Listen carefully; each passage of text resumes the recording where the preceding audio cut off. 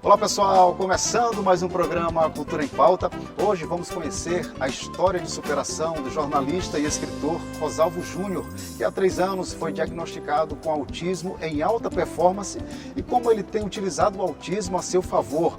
Vamos trazer ainda uma matéria com educadores indígenas sobre os desafios da educação escolar indígena no Maranhão. E no quadro Som do Povo, vamos receber 2 grandes vozes femininas dessa nova geração, Anastácia Lia e Andréa Frazão. Elas vão fazer parte do show Domingo 23. Fique ligado com a gente porque o seu programa Cultura em Pauta está apenas começando.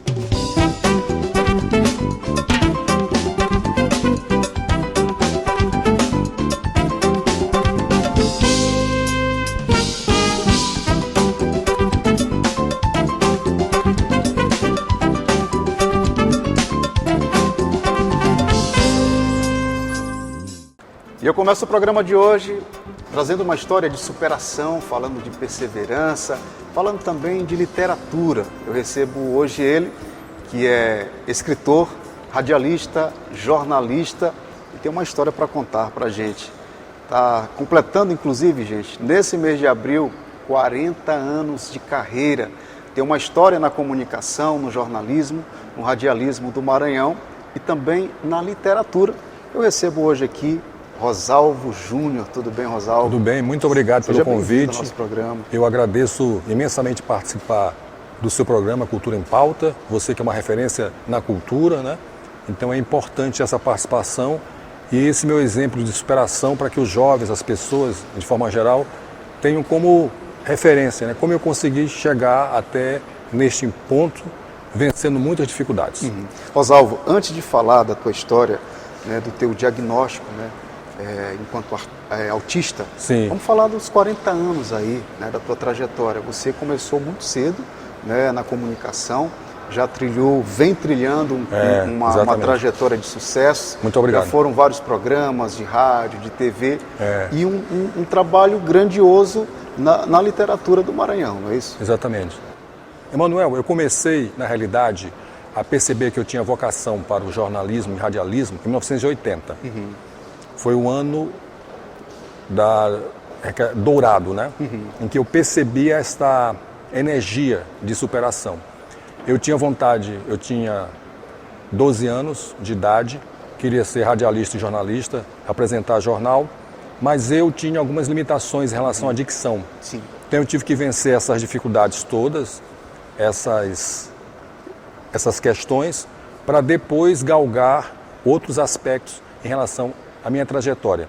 Mas eu percebi, desde o início, desde criança, que possuía alguma coisa diferente em mim.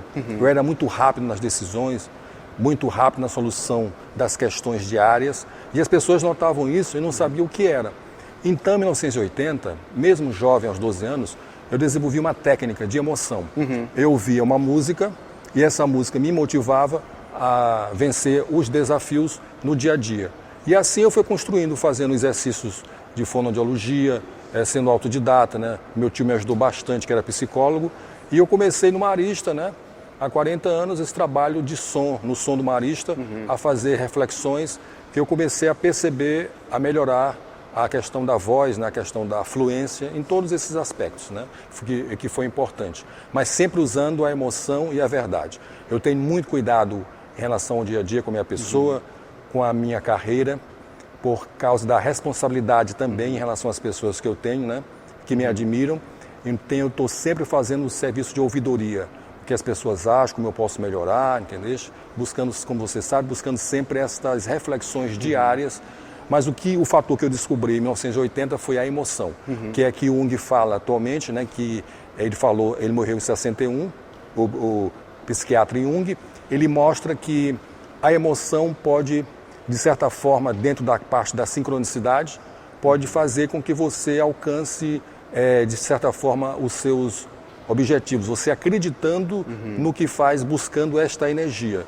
Ele fez, inclusive, uma pesquisa em relação aos jogos. Aqueles que se emocionavam mais, acertavam mais cartas. E aqueles que se emocionavam menos, que estavam no tédio, diminuiu o número de acertos. O número de acertos diminuiu. Então, eu sou baseado nessas técnicas da física quântica, da sincronicidade, na questão do espaço-tempo, né? Da teoria da relatividade de Einstein. E eu tento colocar todos estes pontos para o dia a dia. Certo. Não só em relação à minha pessoa, como em relação às outras pessoas que querem aprender estes conhecimentos, né? Querem absorver, né? Toda a essência, a natureza destas ciências, né? Rosalvo, agora vamos falar do teu trabalho voltado para a literatura aqui no Maranhão. Né? Durante muitos anos você desenvolveu um trabalho, né, utilizando esses espaços de comunicação. Rosalvo é o nosso colega aqui também da TV e Rádio Assembleia, da Assembleia Legislativa, gente.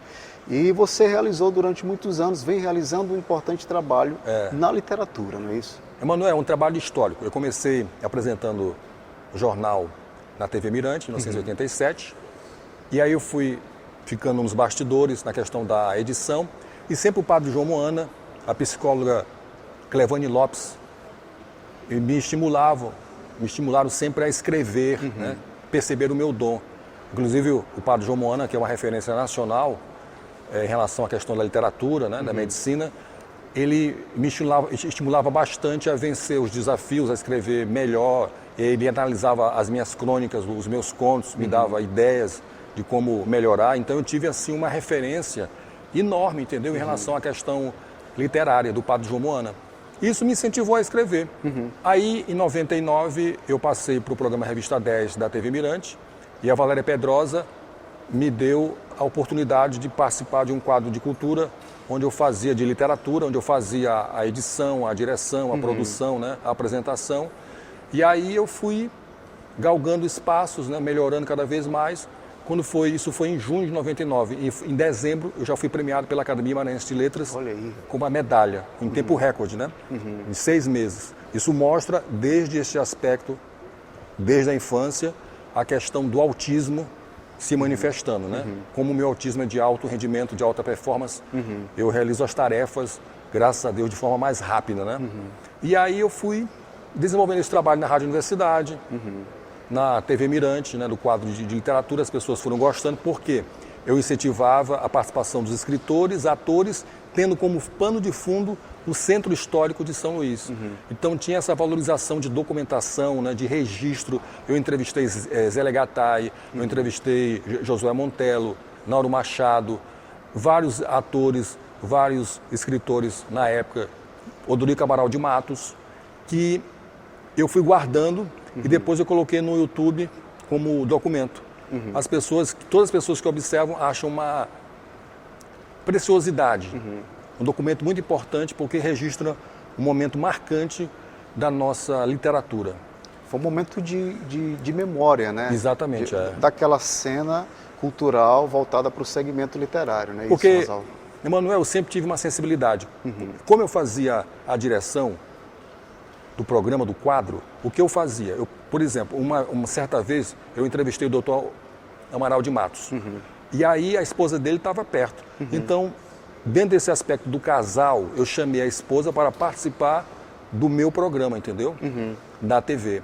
Ele achou ótimo, porque eu fiz uma questão da sintonia com a esposa, né? Tanto é que está lá a dona Elosine participando do quadro de literatura, junto com o esposo, o doutor Odorico Amaral de Matos.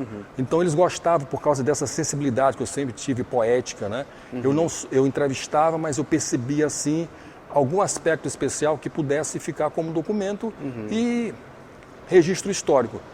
Eu também gostei muito porque a Zélia Gattai, esposa de Jorge Amado, me mandou uma carta na época elogiando o meu trabalho como referência nacional. Para mim foi muito importante. Reconhecimento, né? É muito importante, eu guardo até hoje com muito carinho essa carta, porque é muito especial, porque ela percebeu, né? Eu entrevistei também Lígia Fagundes Telles, que foi da Academia Brasileira de Letras, elogiou bastante o trabalho, e eu fui entrevistando, né? Também eu passei a entrevistar os leitores, né? Eu ia na casa dos leitores, entrevistava, né? Incentivando a leitura, tudo com pano de fundo também um centro histórico, né? Então eu uni todos esses aspectos, né? Por isso é que teve essa premiação, por causa dessa de estar à frente do tempo, entendeu? De perceber algumas coisas diferenciadas. Já era o autismo se manifestando, né? Já era essa capacidade de percepção, né? de coisas novas, né? E todos esses pontos. Agora, Rosalvo, você descobriu, né, que era autista, como eu falei anteriormente, há 3 anos atrás. Exatamente. Vamos falar para quem está assistindo, porque às vezes falta também um pouco mais de conhecimento, né? E esse canal também é para isso, né? Tem essa finalidade de difundir essas informações importantes acerca do autismo. Vamos falar, o que é um autista em alto nível, em alto desempenho, por exemplo? Manuel é um autista que tem um raciocínio muito rápido, ele é inovador, ele busca aspectos diferenciados em relação à ciência, como no meu caso eu gosto da física quântica, da matemática avançada, da teoria da sincronicidade de Carl Gustav Jung, da questão da teoria da relatividade de Einstein. E aí eu comecei a ganhar prêmios em ascensão, a ascensão da Mega Sena, né? Prêmios que eu chamo de em desenvolvimento, nesse sentido. Aí eu percebi que tinha alguma coisa diferenciada em relação à matemática. Aí eu procurei a psicóloga Rogenê Almeida, que me encaminhou para uma neuropsicóloga, depois psiquiatra, neuropsiquiatra, e assim vários profissionais, onde eu fui fazer sessões e também testes. Emanuel, os testes é que validam todos os procedimentos. Foram vários meses e meses de confirmações, de testes, e esses testes apontaram, graças a Deus, que eu sou autista de alto rendimento. Como você começou a perceber isso, Rosalvo? Desde criança, papai dizia e mamãe que eu tinha alguma coisa diferente no raciocínio. Por exemplo, eu dava ideias para eles. Meu pai sempre foi político, né?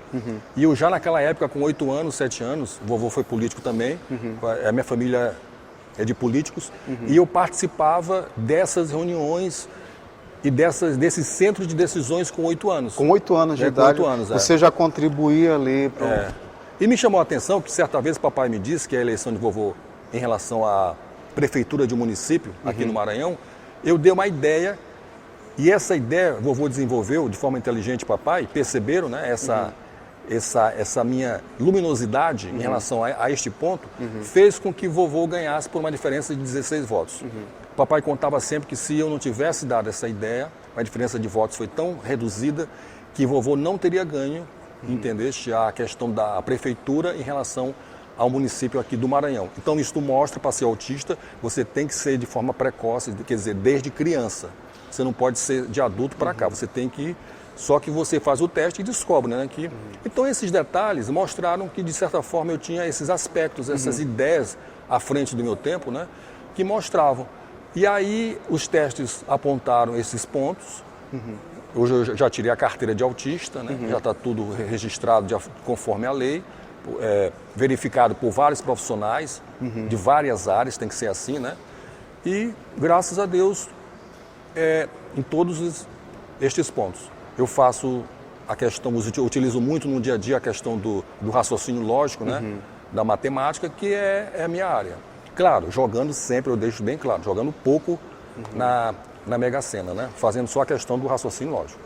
Rosalvo, quando a gente fala de história de superação, a ideia é justamente essa, de trazer você aqui e contar a sua história. Muito obrigado. Para quem está assistindo a gente, para quem tem um autista em casa, né, que tem várias habilidades, que também tem esse desenvolvimento em alto desempenho, né? Sim, obrigado. Para que você sirva, né, de referência a essas pessoas que estão nos assistindo, e você hoje conseguiu superar muita coisa, está aqui há 40 anos, com uma carreira brilhante na comunicação e na literatura, falando isso, né, e servindo também como um instrumento de transformação e inspiração, não é isso? Emanuel, é muita responsabilidade, eu tenho consciência disso, eu faço sempre um trabalho interior, né, de acordo com o Evangelho, fazendo uma reflexão diária sobre todos os meus procedimentos, então isso ajuda muito, porque eu faço essa reflexão e pergunto às pessoas como eu estou procedendo. Então quem faz isso quer melhorar.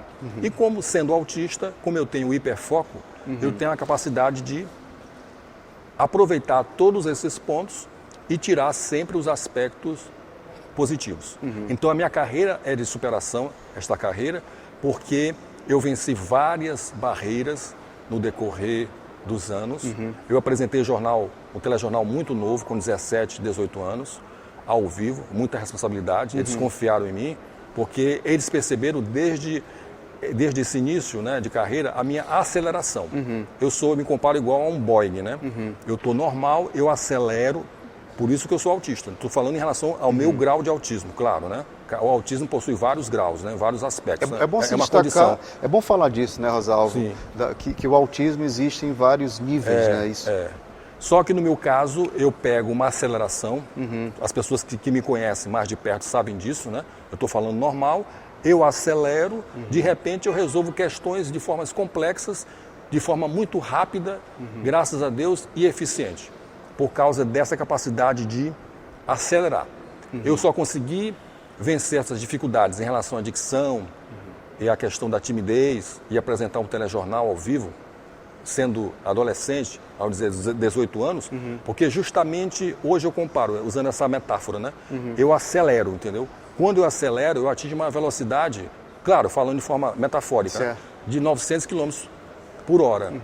Porque esse é meu diferencial. As pessoas gostam porque elas me trazem as questões, os problemas diários, e eu consigo resolver de forma bem rápida, competente e eficiente. Mas tudo isso baseado sempre na humildade, né?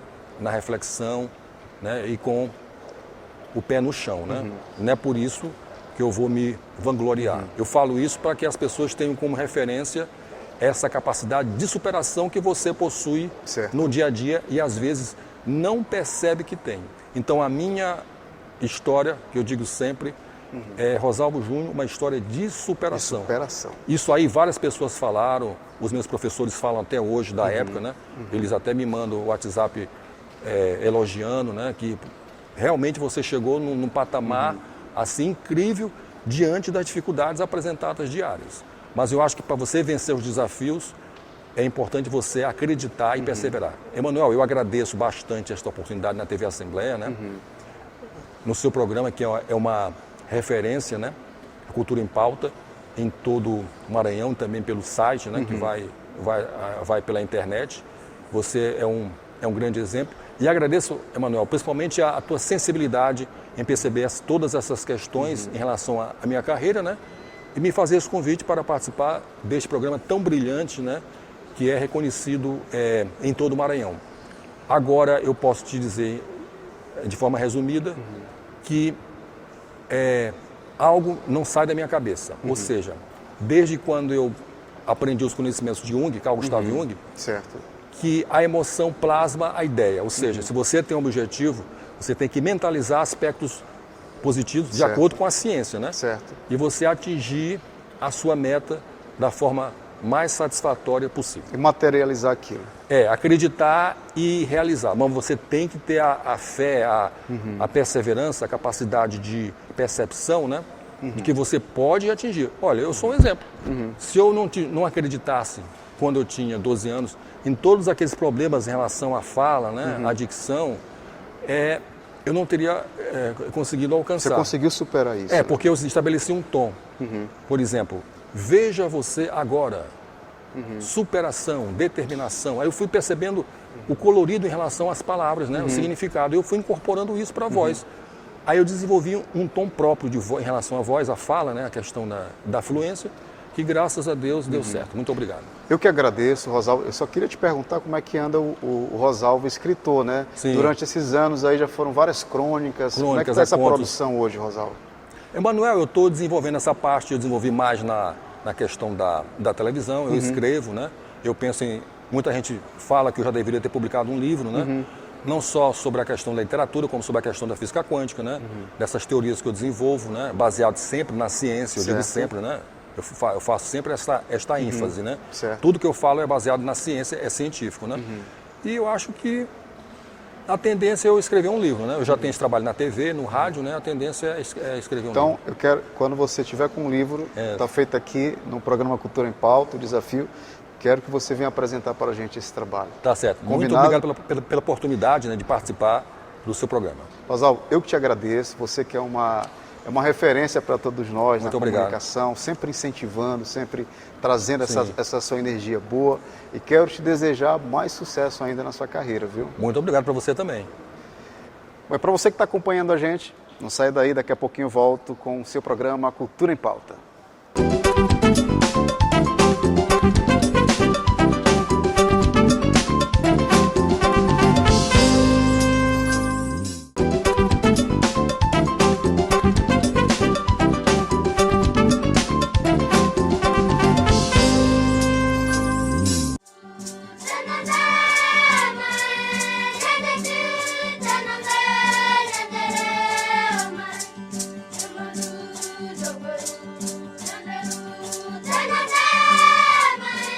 Na Semana dos Povos Indígenas, o Cultura em Pauta veio até o Centro Cultural Vale Maranhão, onde realiza o 2º Seminário de Educação, Arte e Cultura e traz como tema os desafios da educação indígena aqui no Maranhão. São palestras, são rodas de conversa e também oficinas. Aqui, por exemplo, acontece uma atividade muito interessante, gente. Isso aqui é um painel coletivo que está sendo construído com as digitais de vários povos indígenas que estão participando aqui do seminário. Aqui, por exemplo, nós temos a Raquel Tremembé. Tudo bem, Raquel? Tudo bem. Vamos falar da importância desse seminário, desse momento para a cultura indígena. Bom, esse momento é um momento, né, assim, de fortalecimento, não somente para a cultura, mas para mostrar o quanto o Brasil é rico, né, em diversidade. Que povos indígenas não é só um único povo, tem uma diversidade imensa. E esse painel ele mostra essa diversidade cultural, né, o modo de vida, a ancestralidade, né, através de cada pintura e os modos de vida de cada povo. Olha só, gente, esse painel aqui ele vai ser apresentado no final, né, do seminário. Aqui temos então o território Tremembé, que está sendo, né, apresentado pela Raquel aqui, que é lá de São José de Ribamar, né? Temos aqui também, ó, essa pintura do Machacali, o Massinho, que está aqui. Cadê o Massinho? Massinho, fala para a gente hoje da importância desse seminário, desse encontro, né, que reúne vários povos e fala de um tema importante, que é a educação indígena. Como é que está sendo para você, para todo o seu povo que hoje está participando desse momento? Esse é o pau de religião, o nome dele. E essa casa de religião também, que nós chamamos Kichai, na língua de Machacali. Certo. E essa língua de Machacali é Mimanão. Do português é pau de religião. Aí é importante para nós, não pode largar dessa, né? Porque é sagrado para nós, essa pau de religião e o Kichai também. E para sobreviver, e quando nosso espírito pegamos o criança e deixa dentro aqui até um mês para voltar à casa normal, né? Para ficar o tempinho aí, para poder aprender o canto do espírito, né? Para não perder a cultura de nós. É isso. Muito obrigado, Marcinho. Então, gente, cada desenho aqui tem um significado, um sentido, uma representatividade, né? Então, cada pedaço desse painel aqui mostra um pouco do modo de viver, da cultura dos povos indígenas, que hoje é retratado aqui nesse seminário.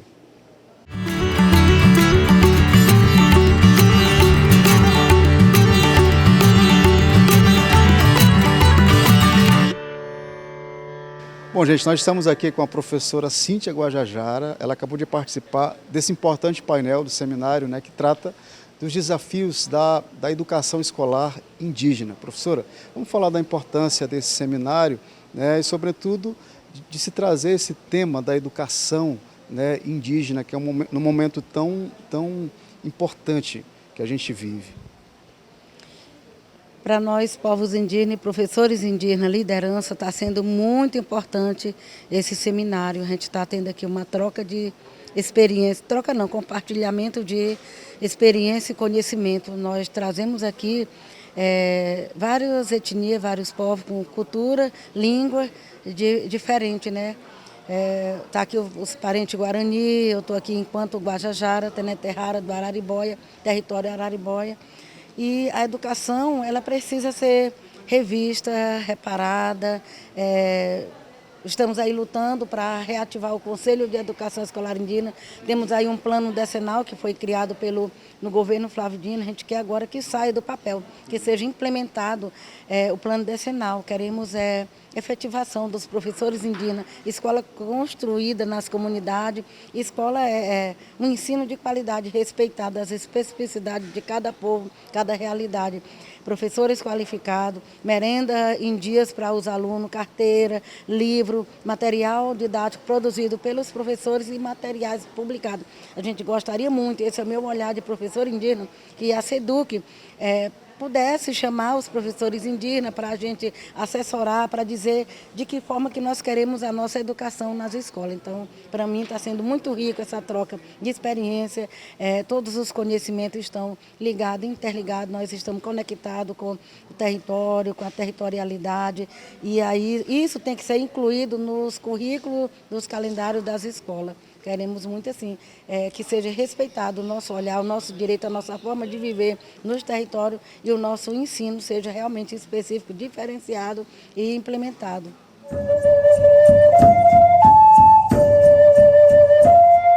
Bom, nós estamos agora aqui com o coordenador do Núcleo Educativo, aqui do Centro Cultural Vale Maranhão, o Biratã Trindade. Biratã, fala para a gente da importância de se realizar, de se promover um evento, um seminário como esse, na Semana dos Povos Indígenas. Hoje, por exemplo, estamos aqui num painel importantíssimo, uma conversa sobre os desafios da educação indígena aqui no Maranhão. Vamos falar dos resultados, inclusive. O que você está pensando com a equipe aqui do Centro Cultural para além desse momento de hoje? A gente está no segundo ano do seminário, né? A ideia do seminário é pensar a arte e a educação como uma coisa única, um viés único, para a gente sair desse lugar de pensar a educação como um fenômeno só escolar. E não que seja um problema, mas a educação ela vem antes disso, né? Toda a complexidade da experiência humana, ela é em si um processo educacional, né?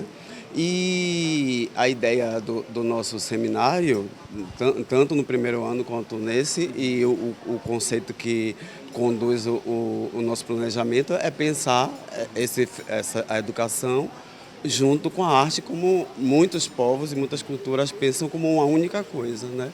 Algo que caminha junto. E esse ano a gente tem o nosso tema Educação Indígena, principalmente no Maranhão, né? Que tem muitos povos ainda presentes e expressivos.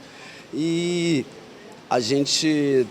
o seminário está acontecendo durante 3 dias, está tendo oficinas, bate-papos, a gente vai ter filmes, hoje mesmo a gente tem uma mostra de cineasta indígena e também conversa com essas pessoas falando sobre os desafios da educação indígena e também oferecendo proposições que esses povos têm inúmeras para nos oferecer, como também não indígenas, né? Então, o Centro Cultural Vale Maranhão, né, é esse elo entre os povos indígenas e a sociedade, né? A gente percebe aqui a presença de professores, educadores não indígenas e também da comunidade estudantil, não é isso, Biratã? Sim, a gente recebe, nesse evento, a gente está recebendo escola todos os dias, de manhã à tarde, professores, pessoas de diversas áreas que são interessadas tanto na questão da arte e educação, como principalmente na questão indígena, trazendo esse tema para repensar nossos valores em relação a isso.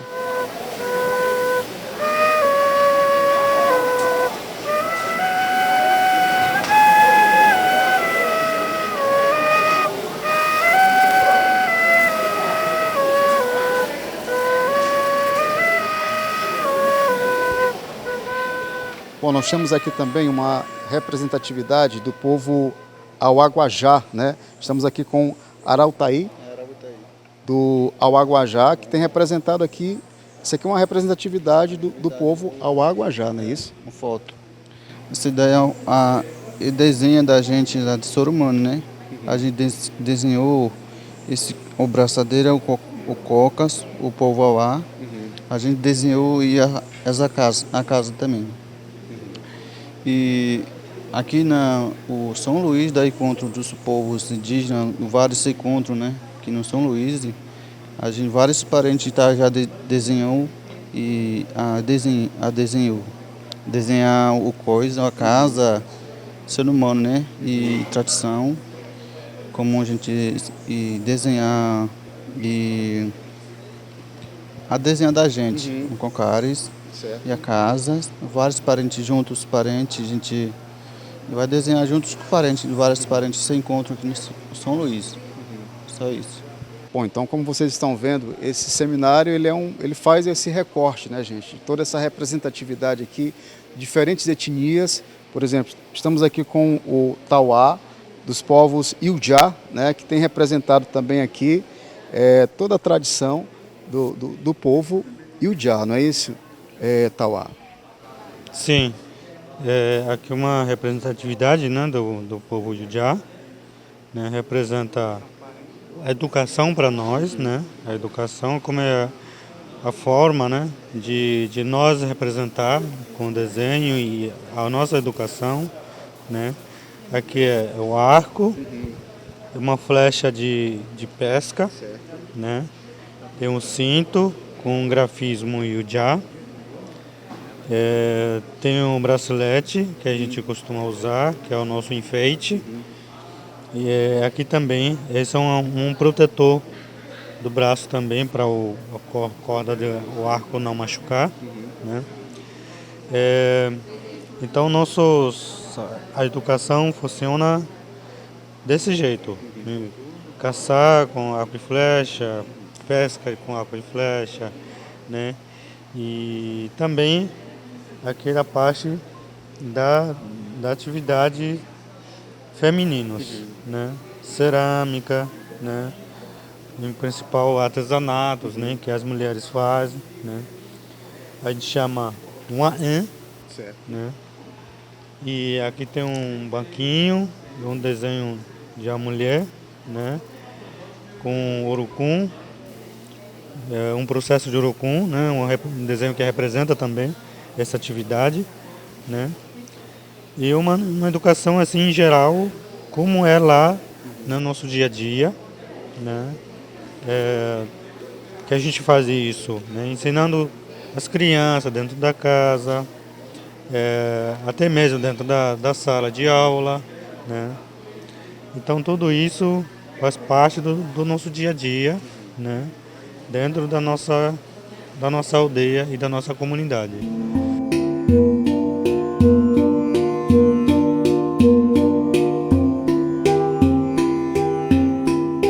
Bom, nós estamos agora aqui com a curadora, né? Ela assina a curadoria do 2º Seminário de Educação, Arte e Cultura, promovido aqui pelo Centro Cultural Vale Maranhão, a Flávia Berto, professora doutora.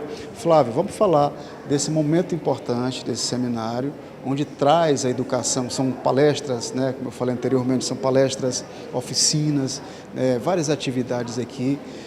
Vocês trazem um tema muito importante que é a educação, a arte e a educação indígena, né? E hoje nós temos aqui um encontro de etnias, né? E também vocês estabelecem um elo entre os povos indígenas e a sociedade, estudantes, professores, pesquisadores, trazendo diversos temas. E hoje, nesse painel, traz a educação, né, como um tema principal. Vamos falar da importância desse momento. Sim, hoje, né, a gente pode ver os povos aqui do Maranhão reunidos, mas também povos de outros estados, né, falando sobre suas experiências, seus modos próprios de ensino e de aprendizagem, e mostrando como arte e educação estão tão interligados, né, nessas culturas, nesses modos de vida, né, por meio dos cantos, por meio da pintura, dos grafismos, né, e ocorrendo nos mais diferentes espaços, então na roça, na casa de reza, não só no prédio escolar. Né? E essa educação dos povos indígenas, que são formas variadas, cada povo tem os seus métodos, a sua maneira de construir, de transmitir conhecimento, mostra como esses conhecimentos todos são integrados, né? Eles são integrados, eles não tem como colocar em caixinhas, né? Eles estão sempre em diálogo, conversando. E a gente convidou os alunos também aqui do Instituto Federal e abriu para o público para a gente conseguir pensar em formas mais autônomas e mais criativas de educação, né? Porque a gente está passando por um momento que é importante refletir, né, sobre outros caminhos possíveis, e os povos originários eles apresentam esses outros caminhos possíveis, né? Então é uma tentativa de olhar para eles, né, para conseguir construir um outro futuro, né, construir outros caminhos. Esse mais interligado, né, que a gente sabe, né, que depende da mata, depende dos rios, depende da natureza para a nossa própria existência, e é o modo como eles vivem, né, e esse momento de troca e de aprender com eles.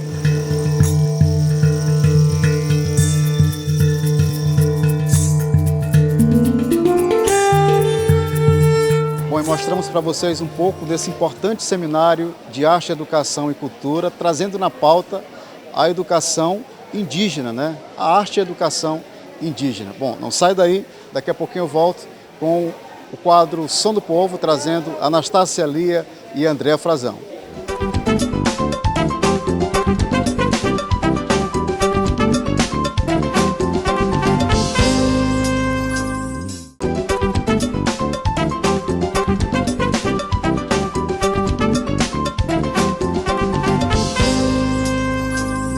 Não importa a noite, de qualquer maneira nós vamos brincar.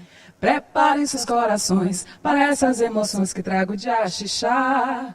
O importante é que eu cheguei agora, alegre como sempre, feliz a cantar. Canta comigo, amor, dança comigo, balanceia meu cordão. Eu sei que você vai gostar. Eu quero ver o vento louco, teus cabelos balançar. Eu quero ver o vento louco, teus cabelos balançar. E hoje eu tenho a alegria de receber essas duas vozes femininas dessa nova geração aqui do Maranhão. Uma vem de um festival, AIO, de música negra do Maranhão, de uma produção. A outra vem do espetáculo de Marrom, o musical, né? Um grande sucesso. Estão trilhando uma carreira de sucesso. Eu tenho o prazer de recebê-las hoje aqui no quadro Som do Povo, aqui no programa Cultura em Pauta. Andréa Frazão e Anastácia Lia, tudo bem com vocês? Tudo lindo, Emanuel. Obrigada pelo convite. Estamos aqui nessa tarde belíssima, conversando sobre música, sobre arte, sobre cultura maranhense. É um prazer enorme estar aqui mais uma vez na tua presença, da minha grande, assim, inspiração da minha vida, Andréa Frazão, da gente tem um projeto Flores de Aço, e é muito assim para mim revisitar esse momento de grande emoção que nós já trilhamos juntas, né? É um prazer estar aqui cantando a nossa cultura, nos encantando e reverenciando a nossa ancestralidade. Anastácia, você falou no projeto Flores de Aço. Vamos começar falando desse projeto, né? Você já tem aí praticamente 15 anos de carreira cada uma, mas há 8 anos atrás vocês iniciaram um projeto, né? Um projeto coletivo que trouxe aí toda a representatividade, né? da mulher negra, da música negra, da cultura negra. E através desse projeto vocês tiveram uma grande visibilidade. E depois daí cada uma começou a trilhar. Vocês já viram, cada uma sempre teve uma carreira individual, mas depois desse projeto deu uma fortalecida na carreira de cada uma, não foi isso? Com certeza, Andréa. Sem dúvida, e como tu falaste, é um grande encontro, né? Uhum. E a gente o Flores de Aço, ele nunca deixou de estar vivo, de estar pulsando, embora a gente esteja nesses momentos, né, de trabalhos solos, mas sempre também nos conectando, nos reconectando, conversando sobre nossos trabalhos, sobre o que a gente pensa, né, para o Flores de Aço e revendo o repertório, e, enfim, né, trabalhando junto e também trabalhando o individual, né, as carreiras solos. Flores de Aço é a dualidade, né? É a força e a delicadeza feminina, e nós, como mulheres pretas, essa potência, né? E esse projeto ele foi idealizado a partir do entendimento dessa troca nossa de fortalecimento, de entender que duas mulheres pretas no palco cantando nossas músicas, nossa ancestralidade, o que a gente se identifica, porque é tudo muito espelho, né, Andréa? Porque a gente sempre revisita nossos cultos de matrizes africanas. E assim, estar com a Andréa no palco, nessa troca, para mim, foi um exponencial na minha carreira, né? Nas nossas, né, Andréa? Porque dali a gente pôde acessar outros ambientes de muitas camadas, de projeções artísticas e também como seres humanos, né? Porque não é só ali no palco, a gente fora do palco também a gente se agrega muito, se visita, se encontra, se reconhece, se nutre de conhecimento e de trocas. E Flores de Aço é isso, nosso pontapé inicial com Flores de Aço foi no Teatro João do Vale, né? Foi em 2016, mas a gente já, em 2015, já estávamos conversando, fazendo alguns trabalhos pontuais, mas a gente estreou em 2016, com a produção na época da Negro Axé, e a gente montou o repertório repensando das nossas vivências musicais, né, do que a gente trazia enquanto bagagem cultural, e também trazendo a musicalidade, a nossa musicalidade, as nossas composições, e também revisitando o cancioneiro maranhense. Enfim, então, assim, o Flores de Aço, ele é esse encontro, ele é essa conexão entre mulheres pretas, e trazendo a ancestralidade e a feminilidade da mulher preta. E fizemos o convite também para outras artistas, cantoras, na época também subiram ao palco para cantar com a gente. Foi um momento assim muito especial. O Jardim de Olorum estava todo no palco junto com a gente. Agora, o que eu admiro muito em vocês é toda essa força, essa energia que vocês levam para o palco e também fora dele. Vocês estão sempre movimentando a cena, com projetos coletivos, né, com participações, sempre ali, sabe? Nunca deixando a peteca cair, sempre acreditando na força dessa cultura, dessa arte, né? E o resultado sempre vem. Eu sempre digo o seguinte: você planta, sabe? Claro que você tem que cultivar isso e uma hora o resultado vem, né? E vocês, cada uma trilhando caminhos diferentes, né? Mas colhendo resultados. É isso, gente? Porque eu acredito muito que o que a gente entrega para o universo, né, sempre vem de volta, e está tudo ali já predestinado no oráculo de Fá, né, André? Exatamente. Então... E o que é mais assim bacana é que, para além dos palcos, a gente tem uma relação que eu acredito que é ancestral, sem dúvida, né? A Anastácia é uma grande irmã, uma pessoa do meu coração, madrinha de Naê, minha irmã, minha comadre. Então a gente tem essa vibração no palco, mas que também vai para a vida pessoal, né? A Anastácia vem de uma experiência, né, brilhante, né, Anastácia? Você brilhou juntamente com os 3 maranhenses, foram 4 maranhenses, né, em marrom musical, uma experiência fantástica. Eu sei que depois do musical existe aí uma outra Anastácia Lia, não é isso? Com certeza. A Anastácia, que praticamente há um ano e um mês atrás, que a gente fez a audição, o André inclusive também participou lá no Teatro Arthur Azevedo, né? Esse texto de Miguel Falabella, idealizado por Jô Santana através da Fato Produções. Marrom Musical é um exponencial, assim, um portal que se abriu na minha vida, de muito aprendizado. Já passei pelo Rio de Janeiro, por São Paulo, a gente já foi para o Rio Grande do Norte, não, a gente foi para João Pessoa, foi também para Belém do Pará. Então, passear, estar presente no tablado em todos esses locais, além de vivenciar e viver muito da fonte dessas culturas, a gente está cantando o nosso Maranhão, a gente está reverenciando uma das grandes potências, né, grandes cantoras, eu digo nacional e mundial, que é a Alcione, que é uma grande referência para mim também. Aprendi muito, Emanuel, e assim, é um aprendizado que ele tem que ser compartilhado. E é daí que vem essa iniciativa de estarmos aqui e realizando projetos, trabalhando esse processo de inclusão e dizendo que assim, nós estamos aqui, nós somos cantoras, nós somos capazes e tudo é possível. Porque eu me pego vivenciando coisas assim, que eu nunca imaginei na minha vida. O quanto que a arte ela é poderosa, o quanto que a arte tem esse poder de nos levar para além do que a gente possa idealizar, além de fronteiras. Bom, Anastácia, você falou de projeto, né?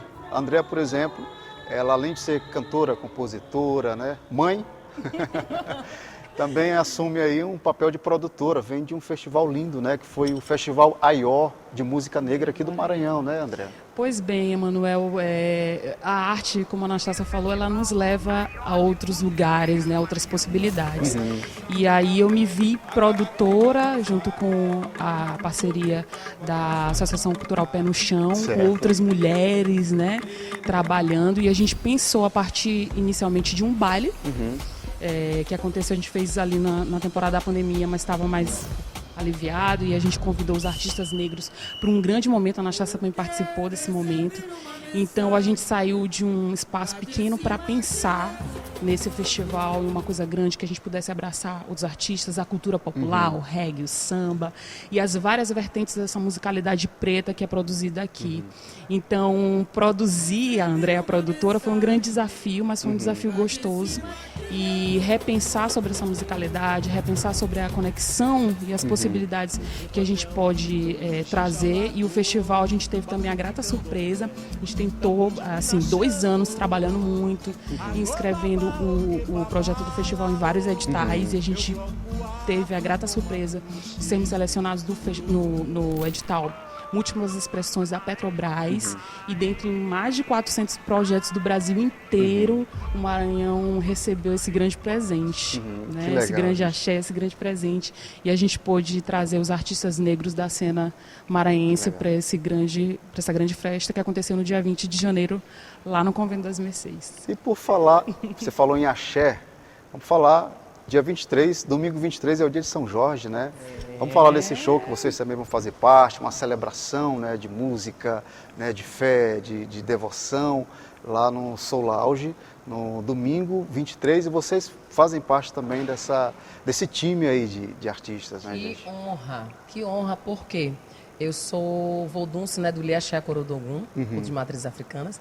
E assim, no sincretismo religioso, São Jorge é o nosso Ogum. Que é Ogum. E assim, eu tô até arrepiada. Tá vendo? Para mim tem um quê todo especial, é a celebração do nosso axé, uma celebração de vida, são ciclos que se iniciam com permissão de São Jorge, né, para que a gente possa seguir a vida guerreando e realizando muito, né, sempre de acordo com os nossos preceitos e com os fundamentos que a gente segue na nossa religiosidade. Se o nosso pai é Ogum, a gente vai vencer as demandas. E nesse dia, Ogum São Jorge, que é um santo guerreiro, santo da luta, né, da guerra, e a gente eu acho que também a gente traz isso para a nossa vida, né, de celebrar esse dia, mas pedir também proteção e compartilhar com você, com a Anastácia, com o Luzian e toda a galera da banda nesse dia tão especial, Sobrinho. e louvar Pedro, né, Pedro Sobrinho, e louvar São Jorge, pedir muita proteção e também muito axé, né, muita música, muita vibração. Na verdade, gente, essa é uma mensagem, né, aí na simbologia ali de São Jorge, uma mensagem universal, né, que nós precisamos acreditar sempre na força do amor, acreditar em Deus acima de tudo, na força do amor, na força do bem, e que o bem sempre vai prevalecer, né? E falando em São Jorge, você tem uma composição, né? Exatamente. Se chama Guerreiro de Fé, e eu sou devotíssima de São Jorge, sou filha de Ogum, né? E eu sempre trago a minha ancestralidade na minha musicalidade, né? Dá pra gente ouvir aqui, então? Sim, vamos lá, Anastácia. Anastácia vai me ajudar hoje. A lua divina no céu anunciou, espada forjada em aço ele empunhou. Ó lua tão grande, formosa, brilhante, brilhou. Bandeira azul e vermelha no horizonte vibrou. São Jorge guerreiro, guerreiro de fé, livrai dos males, nos cubra de axé. São Jorge guerreiro, guerreiro de fé, livrai-nos dos males, nos cubra de axé. São Jorge, São Jorge, São Jorge, São Jorge. Ogunhê, sabe São Jorge? Que linda essa composição, muito forte, né? É uma parceria com o João Eudes, a gente fez no período da pandemia mesmo, e trocando ideias ali pelo WhatsApp, e nasceu Guerreiro de Fé. Que coisa linda. Anastácia, o que a gente pode ouvir aí que você vai fazer Eu vou cantar no logo show ao do dia ponto, domingo? né? Bora! Vou chamar nossos guias. Areia branca, areia, areia branca, areia, que meu pai Ogum lhe proteja, Ogum Irê lhe proteja. Areia, areia, areia branca, areia, areia branca, areia, que meu pai Ogum lhe proteja, Ogum Irê lhe proteja. Se meu pai é Ogum, vencedor de demandas, ele vem de Aruanda pra salvar filhos de Umbanda. Se meu pai é Ogum, vencedor de demanda, ele vem de Aruanda pra saudar filhos de Umbanda. Ogum, Ogum Yara, Ogum Yara, salve os campos de batalha, salve as sereias de Maê. Ogum Yara. Salve São Jorge, salve Ogum! Salve! Quero agradecer pela participação de vocês. Vamos fazer um convite para quem está assistindo a gente, né? Vamos lá. Domingo 23. Domingo 23. É dia de Jorge? Dia de Lá no Jorge. Soul Lounge. Soul Lounge. A partir das 17 horas. Na Litorânea. Esperamos por vocês. Samba pra Jorge. Samba pra Emanuel Jorge. de Jesus. Anastácia Lia. Andréa Frazão. Luzian Filho. DJ Pedro Sobrinho. E uma Estaremos banda. aguardando você. Uma festa não, um festejo, né, É, gente? um festejo, Uma grande celebração. alegria. Ó, eu quero agradecer pela presença de vocês, né? Já acompanho há muito tempo a carreira, sempre na torcida, a gente está sempre juntos. E desejar muito mais sucesso para vocês, viu? Tu és um porta-voz de presságios bons na minha vida. Ah, né? Presságios Na bons. nossa Tá vendo vida, que né? Na coisa? nossa vida. Pô, Emanuel gente, mas é eu- uma pessoa queridíssima, né? E a gente, assim, sempre grata pelos convites da gente estar junto, festejando, cantando e deixando essa energia positiva fluir, né? Pelas Isso. trocas, pelos conselhos assim de vivência, tanto no palco quanto de vida. Muito obrigada pela tua existência nessa caminhada junto Poxa, Lindo, eu fico grata. até, tô emocionado aqui, gente. Mas eu que agradeço em nome de toda essa equipe aqui da TV Assembleia, viu? Obrigado pela participação de vocês. A gente pode encerrar com mais uma, então? Vamos, André.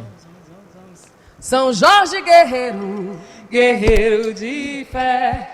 Bom, e para você que esteve com a gente, muito obrigado pela companhia. Lembrando que nosso programa agora, todas as sextas, às 3 da tarde, com reprise durante toda a programação aqui na sua TV Assembleia. Lembrando também, gente, que você pode mandar para cá a sua sugestão de pauta. Arte e cultura na sua TV pública. Valeu, até o nosso próximo encontro. São Jorge, São Jorge.